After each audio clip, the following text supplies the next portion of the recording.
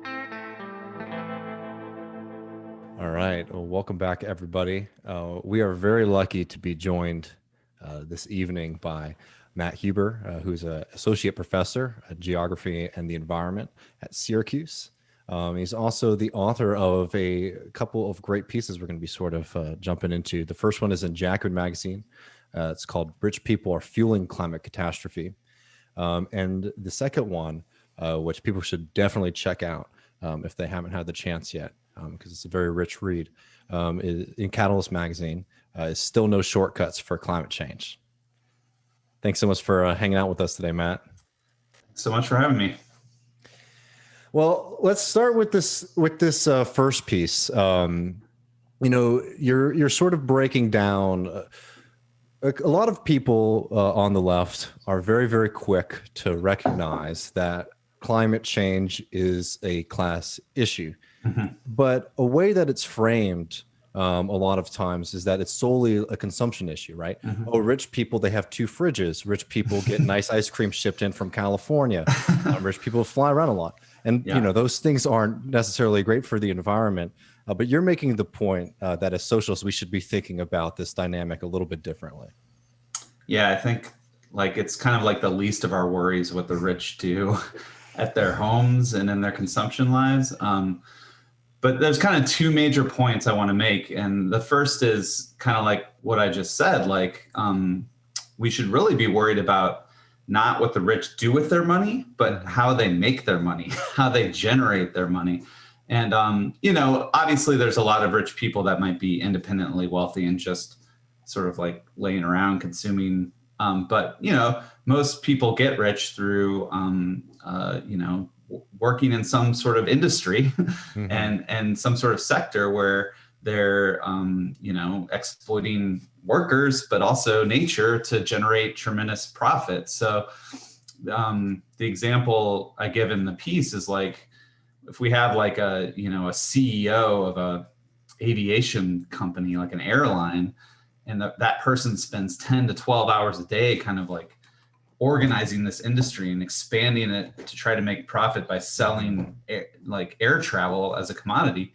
But then 2 hours a day, they go home and eat a steak or drive an SUV. Why do we only pay attention to those 2 hours when they're doing this consumptive activity? And the piece kind of responds to all this research on how the rich cause climate change that only looks at their consumption, totally ignores their role as owners, as investors, as profiteers, mm-hmm. who and it just doesn't look at that part of their role in the economy.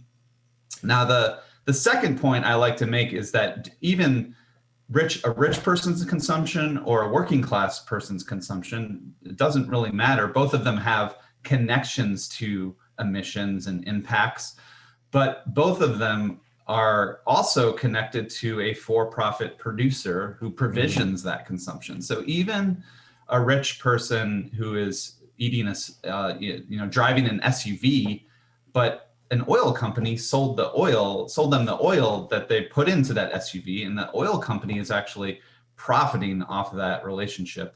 And in my view, deserves way more responsibility. The person making the money off the exchange between a consumer mm-hmm. and a producer is the one really getting the best of that exchange. So you'll have Exxon, and then you have a person that's just filling up their tank, right? And yet again, all this research and whenever you hear the word carbon footprint, whenever you mm-hmm. hear that word, it literally acts as if 100% of the emissions should be blamed and should be the responsibility of the consumer who bought that oil or who ate that steak or who has to heat their house this way. And it just completely erases the role of for-profit production that is behind those consumption acts. Yeah, and the reason I like this piece so much is a lot of times when people talk about climate change, particularly in the West as Americans, right? It's it's a spiritual problem of we have too much excess in our culture, and these things, like again, we're not even saying that, like, excessive like driving around using gas guzzlers, eating a lot of meat, like we're not saying do whatever you want and it's all good. Yeah. But the point is, instead of saying like, okay, we need to have like a spiritual awakening as Americans and like to be more vegetarian and to ride bicycles more, like all those things, yes, but the reason we drive our cars, the reason that we rely so much on red meat, is because there's a huge for-profit industry behind those that pumps those into American society. Not that we just, our souls are so corrupted by our consumerism, right? Yeah. And go ahead, man. It reminds me of two things. I'd say in my pre-Marxist utopian socialist days, I had this observation that like MTV Cribs was going to lead to the revolution because it would just give us a view into like what we're being kept out of, right? And I think your piece is such a, that's what struck out to me reading your piece is like, that's not really all there is to it, right? Like, and those examples of like the much bigger, like just why the food pyramid looks the way it is. It isn't because of like consumers, it's because of industry, basically. Yeah. And the thing is, we can relate to MTV Cribs because well, not everyone, but we live in houses right. And we also consume things.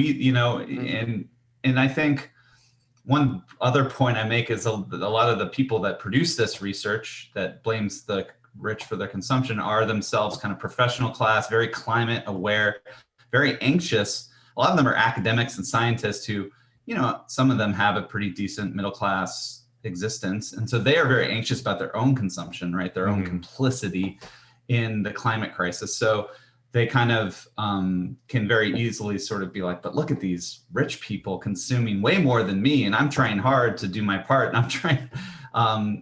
And so we can relate to that. What we can't relate to is the boardroom in Exxon, is the actual decisions that drive this economy, which happen behind closed doors. We don't see them, we don't experience them, and yet that's where the power is, as we know. It's the power over investment, it's the power over production decisions.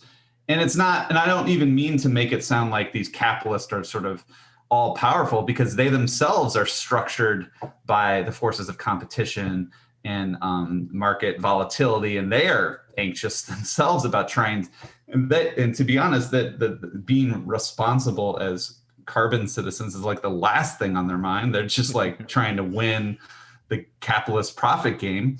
But that zone of our economy is off limits to politics. It's off limits to our visibility and experience. So because of that, we almost don't even consider it when we think about responsibility, when we think about the kind of forces we need to target to actually solve climate change. Right. But that's actually where the power is. Well, that's kind of so fascinating with the colonial pipeline stuff, which you have the government saying, this is a private affair. Whether they want to pay ransom is up to them. And it's like, okay, on one hand, that's good. But on the other hand, we've privatized like major parts of our energy infrastructure. It's kind of all of our problems.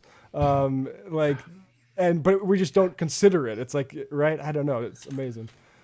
Well, yeah, I mean, even worse is the electricity system, which we saw in Texas. People die when they don't get electricity, and yet we just say it's cool that we're going to allow these private utilities to control it for profit, even though it's like what economists call a natural monopoly. Like, we can't have multiple utilities servicing this electricity. We have to give it to one, and that one gets to just sort of pay their shareholders and underinvest in the grid, and in the case of Texas, not winterize their infrastructure, and we just say, oh yeah, that's just how electricity should be. It's what the market could provide.